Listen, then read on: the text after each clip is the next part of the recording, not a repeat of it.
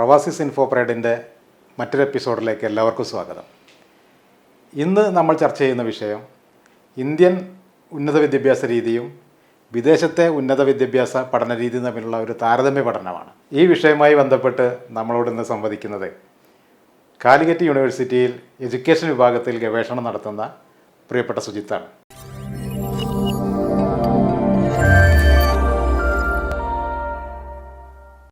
പ്രിയപ്പെട്ടവരെ, എൻ്റെ പേര് സുജിത്ത്. ഞാൻ കാലിക്കറ്റ് യൂണിവേഴ്സിറ്റിയിൽ വിദ്യാഭ്യാസ വിഭാഗം ഗവേഷണ വിദ്യാർത്ഥിയാണ്.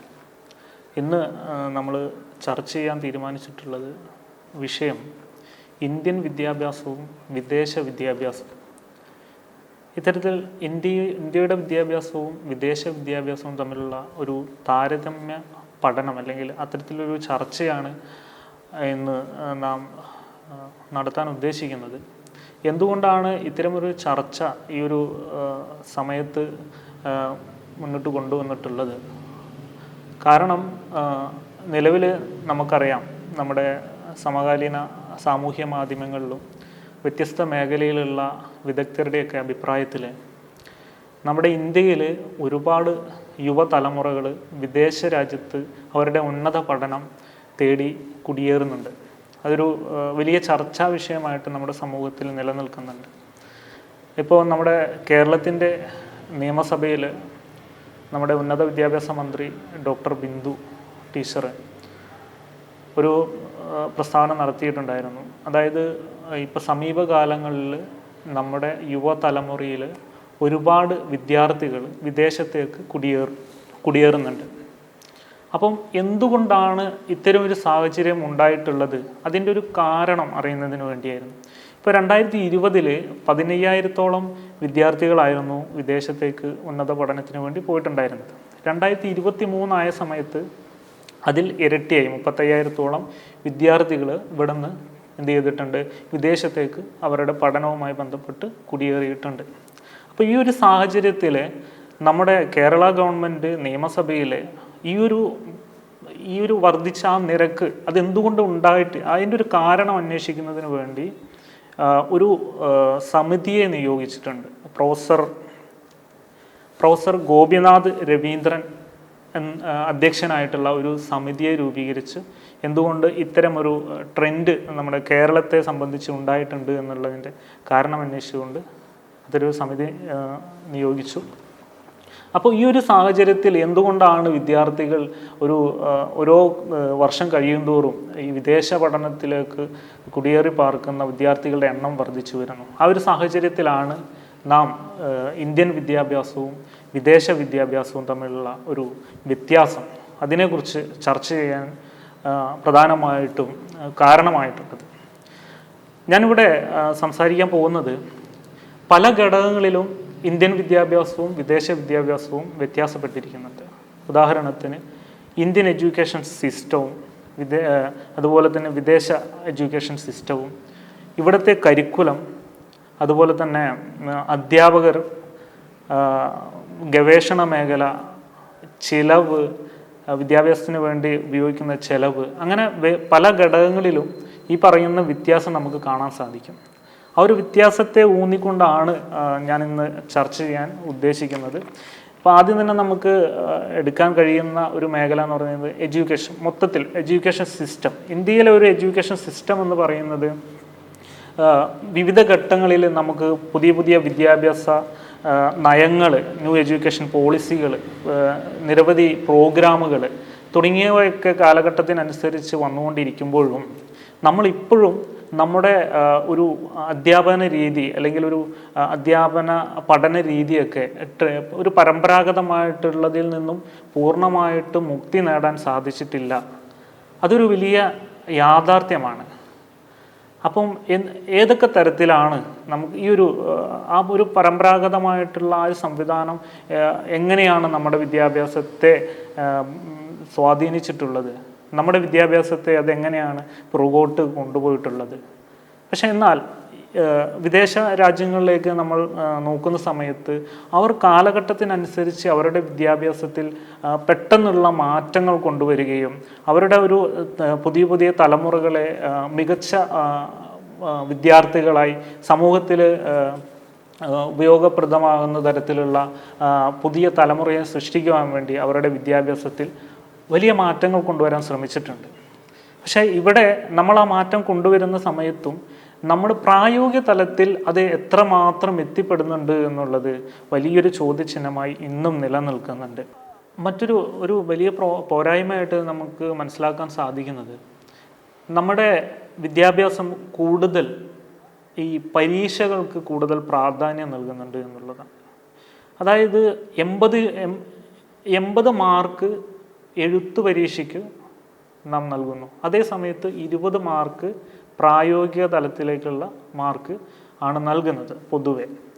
എന്നാൽ വിദേശ രാജ്യങ്ങളിൽ അവർ എഴുത്തു പരീക്ഷയേക്കാൾ കൂടുതൽ, എനിക്ക് തോന്നുന്നത് എഴുത്തു പരീക്ഷയേക്കാൾ കൂടുതൽ ഊന്നൽ നൽകുന്നത് ഈ പ്രായോഗിക തലത്തിലുള്ള പഠനത്തിന് വേണ്ടിയാണ്. അപ്പോൾ അവിടെ ആ മാർക്കിൽ തന്നെ വളരെ വ്യത്യാസമുണ്ട്. 60-40, 50-50 അങ്ങനെ വ്യത്യസ്ത രാജ്യങ്ങളിൽ അത്തരം മാർക്ക് ഡിസ്ട്രിബ്യൂഷനാണ് അവിടെ നിലനിൽക്കുന്നത്.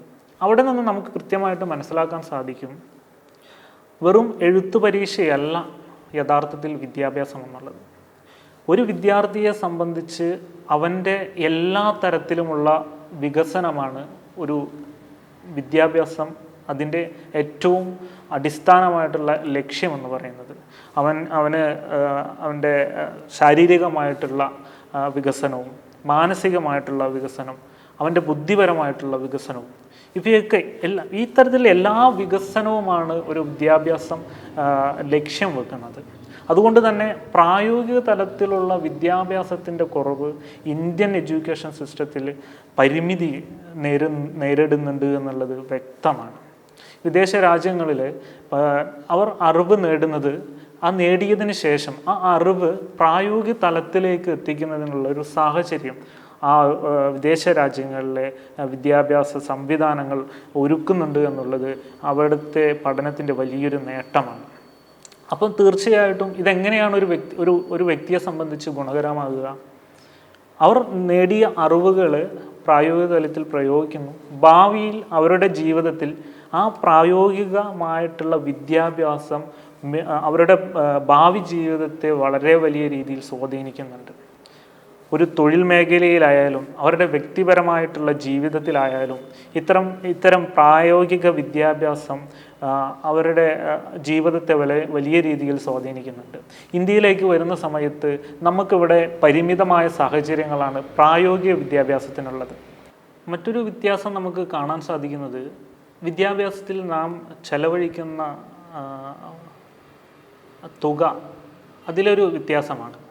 ഇപ്പോൾ ഇന്ത്യൻ സാഹചര്യത്തിൽ വിദ്യാഭ്യാസത്തിന് താരതമ്യേന വിദേശ രാജ്യങ്ങളെ അപേക്ഷിച്ച് ചെലവ് വളരെ കുറവാണ്. അത് നമ്മുടെ വിദ്യാഭ്യാസത്തിൻ്റെ ഒരു നേട്ടമായി കാണാൻ സാധിക്കും.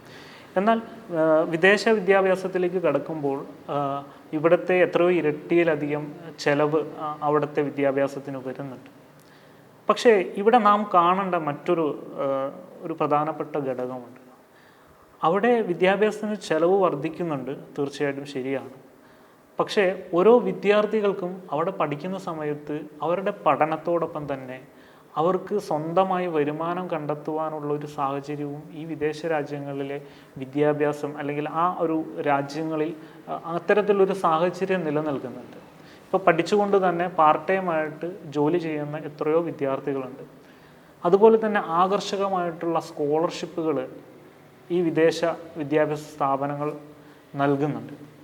അപ്പം ഈ ഒരു സാഹചര്യം നിലനിൽക്കുമ്പോൾ തീർച്ചയായിട്ടും വിദേശത്ത് പഠിക്കാൻ പോകുന്ന ഒരു വിദ്യാർത്ഥിയെ സംബന്ധിച്ച് അവൻ സാമ്പത്തികമായി ബന്ധപ്പെട്ടിട്ടുള്ള ഒരുപാട് ഉണ്ടാകുന്ന ഭാരം വളരെ കുറവാണ്.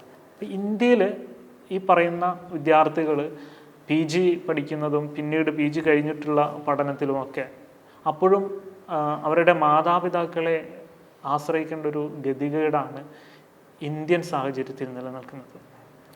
അപ്പോൾ ഭാവിയിൽ തീർച്ചയായിട്ടും പഠനത്തോടൊപ്പം തന്നെ ഓരോ വിദ്യാർത്ഥിക്കും സ്വന്തമായി പണം കണ്ടെത്തുക, അവൻ്റെ വിദ്യാഭ്യാസ ചെലവിന് വേണ്ടി സ്വന്തമായി പണം കണ്ടെത്തുവാനുള്ളൊരു സാഹചര്യം നമ്മുടെ നാട്ടിൽ തീർച്ചയായിട്ടും ഉണ്ടാകേണ്ടതുണ്ട്. വിദേശ രാജ്യങ്ങളിൽ അത്തരമൊരു സാഹചര്യം ഉള്ളതുകൊണ്ട് തന്നെ അവിടുത്തെ വിദ്യാർത്ഥികൾക്ക് അവർ അവരുടെ പഠനം വളരെ രസകരമാക്കുകയും അവർക്കൊരു സാമ്പത്തികമായിട്ടുള്ള യാതൊരു തരത്തിലുള്ള പ്രയാസങ്ങൾ അനുഭവിക്കാതെ സന്തോഷത്തോടെ അവരുടെ പഠനമൊക്കെ പൂർത്തീകരിക്കാൻ സാധിക്കുന്നുണ്ട്. അതുപോലെ അവർ സ്വന്തമായിട്ടൊരു കോൺഫിഡൻസ് വർദ്ധിക്കുകയാണ്. ഞാൻ എൻ്റെ സ്വന്തം അധ്വാനത്തിലൂടെയാണ് എൻ്റെ പഠനം ഞാൻ പൂർത്തിയാക്കിയത് എന്നുള്ളൊരു ആത്മസംതൃപ്തിയും അവർക്കൊരു ജീവിതത്തിൽ മുന്നോട്ട് ഒരു വലിയ കോൺഫിഡൻസും അത് തീർച്ചയായിട്ടും നൽകുന്നുണ്ട്. കരിക്കുലത്തെ സംബന്ധിച്ച് ഒരു ഇന്ത്യൻ സാഹചര്യത്തിൽ കരിക്കുലം നമ്മൾ പലപ്പോഴും പറയാറുണ്ട് ഒരു റിജിഡ് കരിക്കുലമാണ്, അയവില്ലാത്ത ഒരു കരിക്കുലം ആണ് നമുക്കുള്ളത്. ഇത് പറയാനുള്ളൊരു കാരണം, നമ്മൾ ഇപ്പോൾ ഒരു ഉദാഹരണമായിട്ട് നമ്മളൊരു കോഴ്സ് തിരഞ്ഞെടുക്കുന്നു. തുടക്കത്തിൽ ആ കോഴ്സ് നാം ഇപ്പം എക്കണോമിക്സ് എന്നുള്ളൊരു കോഴ്സ്, BA കോഴ്സാണോ PG കോഴ്സ് ആയിക്കോട്ടെ, ആ കോഴ്സ് പഠിക്കുന്നു.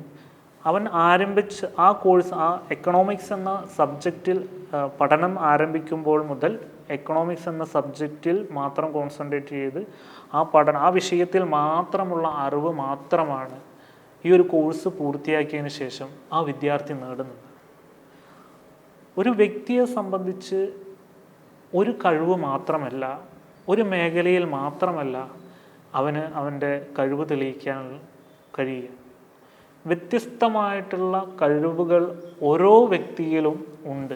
ഈ വ്യത്യസ്തമായ കഴിവുകൾ പരിപോഷിപ്പിക്കുന്നതിന് വേണ്ടി നമ്മുടെ ഇന്ത്യൻ സാഹചര്യത്തിൽ നമ്മുടെ വിദ്യാഭ്യാസം, നമ്മുടെ കരിക്കുലം അത്തരമൊരു സാഹചര്യം പ്രൊവൈഡ് ചെയ്യുന്നില്ല എന്നുള്ളതും ഇത്തരം വ്യക്തികളുടെ കഴിവിനെ പ്രോത്സാഹിപ്പിക്കാൻ സാധിക്കാത്തൊരവസ്ഥയുണ്ട്. നമ്മൾ ഇപ്പം UK, ഫിൻലാൻഡ്, അതുപോലെ തന്നെ കാനഡ തുടങ്ങിയ രാജ്യങ്ങളിലൊക്കെ അവിടുത്തെ കരിക്കുലം എന്ന് പറയുന്നത് വളരെ ഫ്ലെക്സിബിളാണ്. അവർ ഒരു വിഷയത്തിൽ മാത്രം ഒതുങ്ങി നിൽക്കുന്നതല്ല അവരുടെ ഒരു വിദ്യാഭ്യാസ രീതി എന്ന് പറയുന്നത്. ഇൻ്റർ ഡിസിപ്ലിനറി എഡ്യൂക്കേഷന് വളരെയധികം പ്രാധാന്യം നൽകിക്കൊണ്ടാണ് അവരുടെ വിദ്യാഭ്യാസം മുന്നോട്ട് പോകുന്നത്.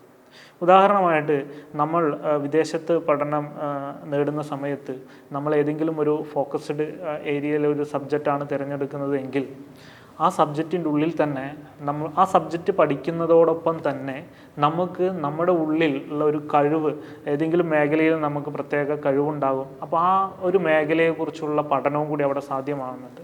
ഉദാഹരണമായിട്ട് നാം പഠിക്കുന്നത് ഒരു ഹിസ്റ്ററി ആണെങ്കിൽ ഹിസ്റ്ററി പഠിച്ചുകൊണ്ട് തന്നെ ഇപ്പോൾ ഞാൻ ഹിസ്റ്ററിയാണ് അവിടെ വിഷയം പഠിക്കുന്നത്. അപ്പോൾ എനിക്ക് എൻ്റെ ഉള്ളിൽ അഭിനയിക്കാനുള്ള ഒരു കഴിവ് ഉണ്ട് എന്ന് വിചാരിക്കുക. അപ്പോൾ ആക്ടിങ് എന്നുള്ള ഒരു പഠന മേഖലയും എനിക്ക് അവിടെ വിദേശ രാജ്യത്ത് എന്ത് ചെയ്യുക, ഹിസ്റ്ററി പഠിച്ചുകൊണ്ടേ ഇരിക്കുമ്പോൾ തന്നെ ആക്ടിങ് എന്ന പഠനവും കൂടി നമുക്ക് ചൂസ് ചെയ്യാൻ, സെലക്ട് ചെയ്യാനുള്ള ഒരു അവസരം അവിടെ നിൽക്കുന്നുണ്ട്. അപ്പോൾ ഇതിലൂടെ എന്ത് ചെയ്യുന്നുണ്ട്, വിദ്യാർത്ഥി ഒരേ സമയം തന്നെ വ്യത്യസ്ത വിഷയങ്ങളിൽ അറിവ് നേടുകയും ആ അറിവ് നേടിയതിന് ശേഷം അവൻ വിദ്യാഭ്യാസ സ്ഥാപനത്തിൽ നിന്നും പുറത്തു പോകുമ്പോൾ തനിക്ക് ഏറ്റവും കൂടുതൽ കോൺഫിഡൻസ് ഏത് മേഖലയിലാണോ എനിക്ക് കൂടുതൽ അറിവും അല്ലെങ്കിൽ എൻ്റെ താല്പര്യം, അതിനനുസരിച്ച് അവൻ ആ ഒരു സമയത്ത് അവൻ സെലക്ട് ചെയ്യാനുള്ള ഒരു അവസരം അവിടെ കൊടുക്കുന്നുണ്ട്. ചിലപ്പോൾ എനിക്ക് ആക്ടിങ്ങിലായിരിക്കും കൂടുതൽ, പഠനത്തിന് ശേഷം ആക്ടിങ്ങിലായിരിക്കും എനിക്ക് കൂടുതൽ എൻ്റെ കഴിവ് തെളിയിക്കാനും എനിക്ക് കൂടുതൽ ആ മേഖലയിൽ തൊഴിൽ ചെയ്യുവാനായിരിക്കും എനിക്ക് ഏറ്റവും കൂടുതൽ താല്പര്യം. സ്വാഭാവികമായിട്ട് എനിക്ക് അത്തരം ഒരു അവസരം ഈ വിദേശ പഠനത്തിലൂടെ ലഭിക്കുകയാണ്. എന്നാൽ ഇന്ത്യയിൽ വളരെ പരിമിതമായിട്ടുള്ളൊരു സാഹചര്യമാണ്. ഇങ്ങനെ നമുക്ക് ഓരോ സബ്ജക്റ്റ് സെലക്ട് ചെയ്യാനുള്ള അവസരം വളരെ പരിമിതമാണ്. ഇപ്പോൾ ഈ അടുത്ത കാലഘട്ടങ്ങളിലാണ് നമ്മൾ ഇത്തരം ഒരു കോഴ്സ് പഠിക്കുന്നതോടൊപ്പം തന്നെ നമുക്കൊരു എലക്റ്റീവ് കോഴ്സ് സെലക്ട് ചെയ്യാനുള്ളൊരു അവസരം ലഭിക്കുന്നത്. എന്നാലും അത് പ്രായോഗിക തലത്തിൽ എനിക്ക് തോന്നുന്നത് അത്ര എഫക്റ്റീവായിട്ട് ഒരു വിദ്യാർത്ഥികൾക്കും ഉപകാരപ്രദമാകാൻ സാധ്യത നിലവിലുണ്ടായിട്ടില്ല എന്ന് തന്നെയാണ് എൻ്റെ ഒരു വിശ്വാസം.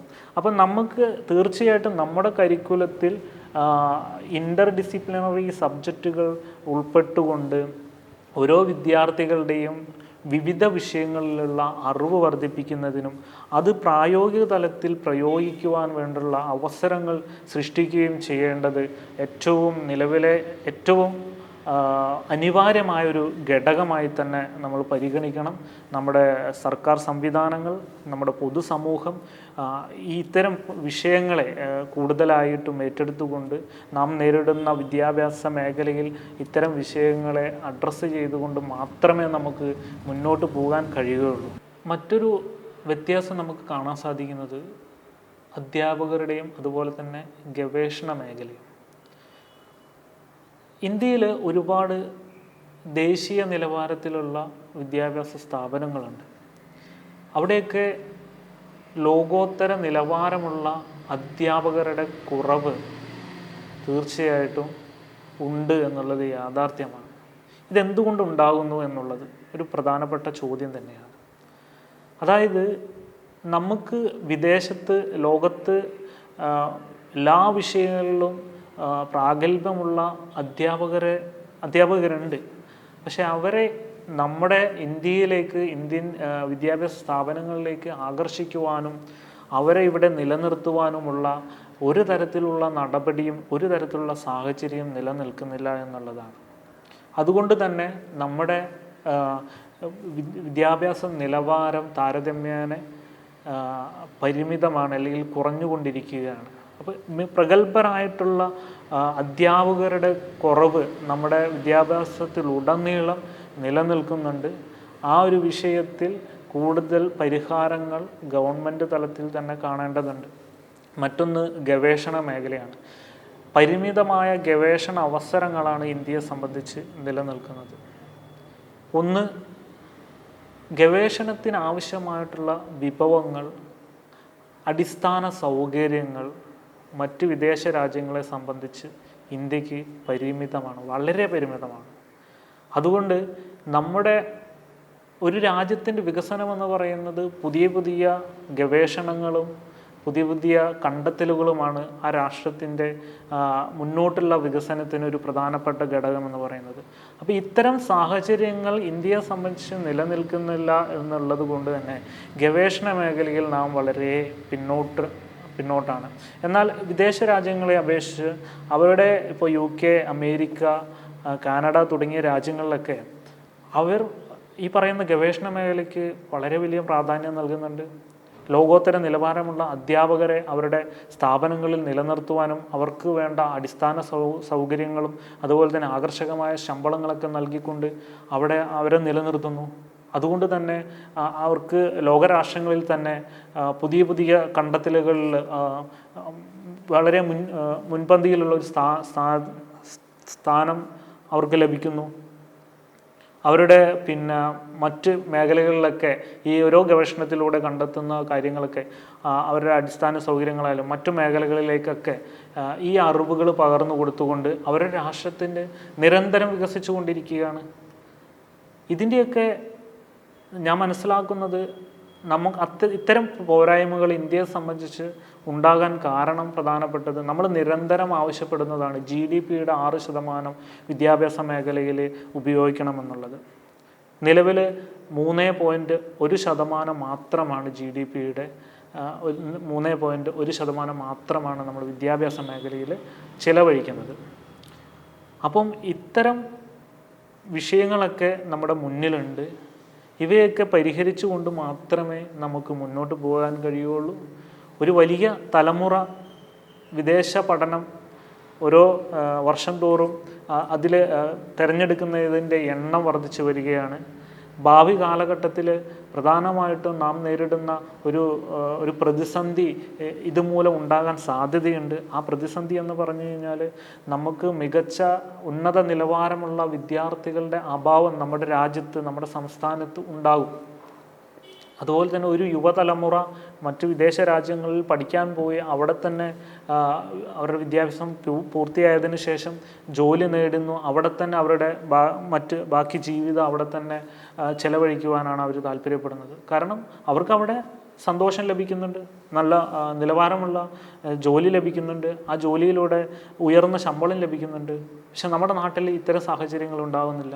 അപ്പോൾ ഈ സാഹചര്യങ്ങളൊക്കെ മാറ്റി നമ്മുടെ പുതുതലമുറയെ ഇവിടെ തന്നെ നിലനിർത്തി നമ്മുടെ രാഷ്ട്രത്തിൻ്റെ എല്ലാ മേഖലയിലും വികസനം കൊണ്ടുവരുന്നതിന് വേണ്ടി ഈ നമ്മുടെ ഭരണ സംവിധാനവും അതുപോലെ തന്നെ നമ്മുടെ പൊതുസമൂഹവും കൈകോർത്തുകൊണ്ട് തന്നെ മുന്നോട്ട് പോകേണ്ടതുണ്ട്.